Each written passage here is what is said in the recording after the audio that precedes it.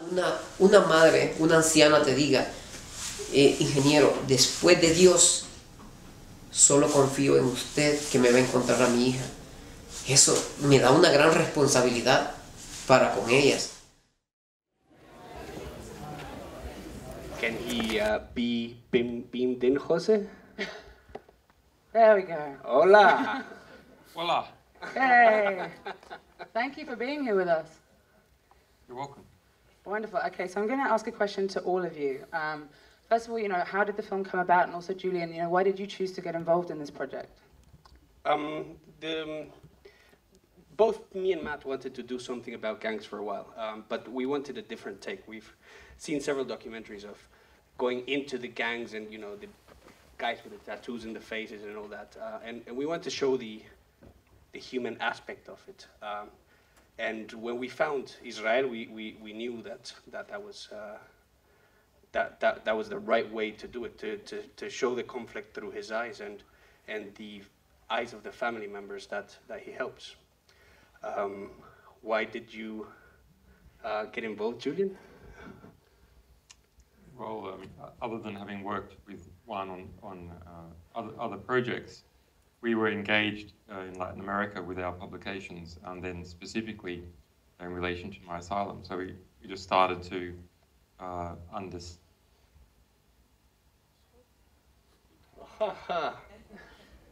Okay, so maybe while he gets back, this happens regularly. Usually I'm the guy at the back suffering because this happened.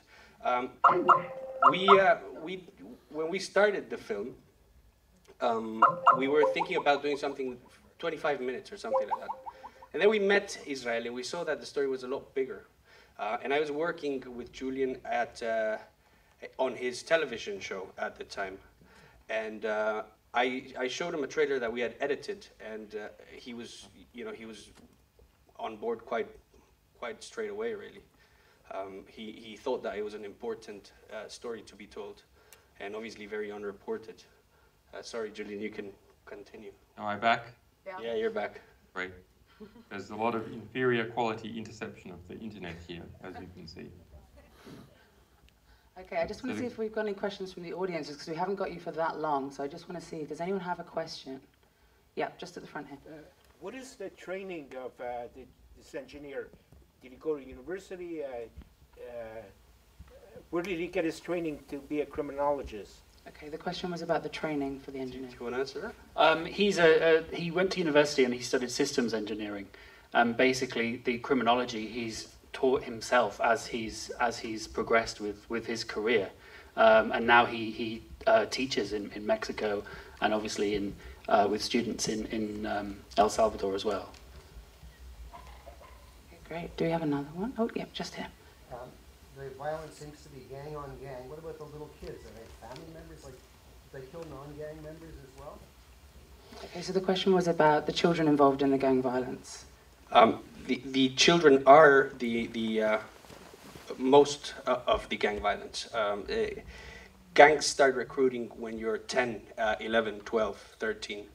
And that's when they are, I guess when you're very young, you're more easily indoctrinated, and you get put into this system where it's like a cult, and you're always trying to gain more respect from these gangs, and the way you do that is by killing the kid that lives on the other side of that road, because that road marks the split in between the 13th and the 18th Street, and they grew up together, they played football, but now they're in different gangs, and that means that they're fair targets. There have been, it's very rare for gangs to murder non-gang members, but there have been incidents where that's happened. Both MS-13 and 18th Street have attacked buses, for example. Yeah, how the gang warfare situation has, evolved into what it is in terms of a bigger global, influence. And I wanted to kind of put that to all three of you. The implications, at least in Central America, are that there seems to be nothing stopping them. I mean, I was analyzing the numbers of calculated gang members. There's about 70,000, but there's only 20,000 police members. And this is in in El Salvador and Guatemala is, I mean, is a lot worse, and in Honduras is the most murderous country in the world. I don't know if you want to add something to that, Mateo. Yes. One, turn your camera feed off. Okay, we turn the camera feed off. There seems to be a... But it's quite funny. It seems to happen a lot every time you just get on the screen, Julian. You know, we did tests yesterday, and we always do tests, but yeah. Well, is that working? Are you there? Yeah. Okay. Yeah. Well, actually, there has been events where it has subsequently come out there were deliberate attacks, but we don't know whether it's something that is ongoing or not. So your question about why has it happened and how has it evolved? Well, it's quite detailed in particular cases. I think it's extremely interesting that we have basically here, like the Republicans and the Democrats, it's a bi-party system of gangs, where there's some equilibrium of these two gangs, which has moved to taking the lion's share of the gang market through just two organizations, which are in some sense even not very well organized. They originated in the United States from LA, and it's an interesting export of the United States. It's not normally thought of. And during the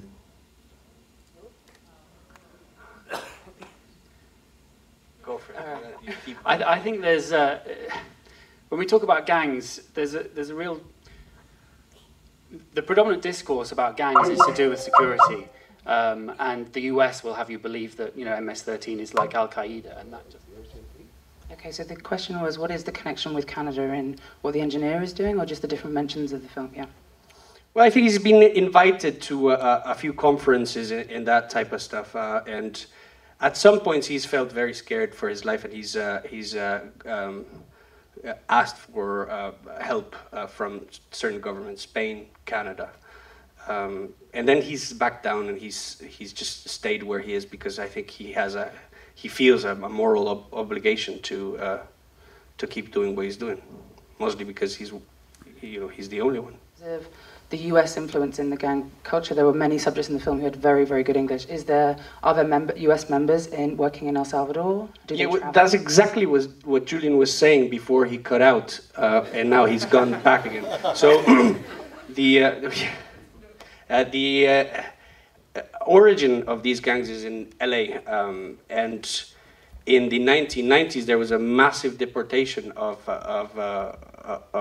these people.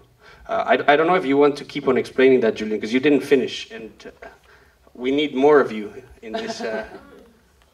No sound. Can you hear me? There we go. Yes. Okay. In the 1990s, there was massive deportations of immigrants to the United States, principally Latin American immigrants. And so they had engaged in, particularly if they had been accused of a crime in the US. So that crime population was pushed out into Latin America, including these two gangs. And they settled down in El Salvador. The other thing you need to understand about El Salvador is the background in El Salvador itself, which is the war that occurred, civil war that occurred in the 1980s, leading up to the early 1990s. And so that was a war which we have published information about. Perhaps it's worth, I can't see it now, is that thing there?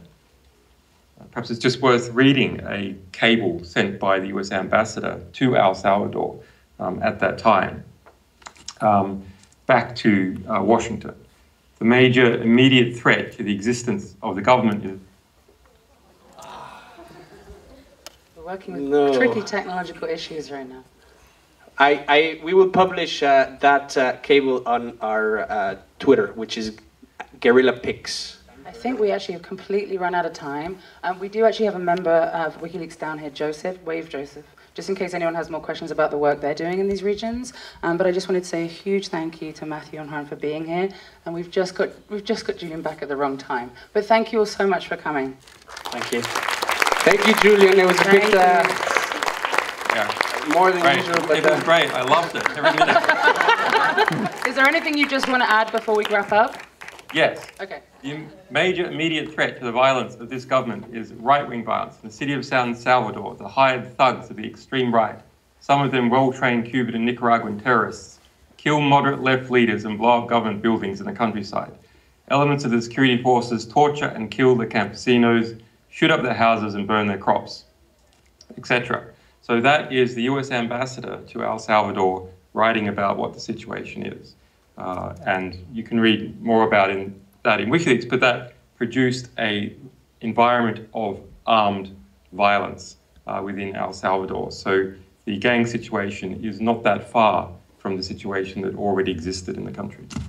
Thank you so much. Thank you for being with, and thank you. Thank you. Thanks, guys. Good luck. Have fun.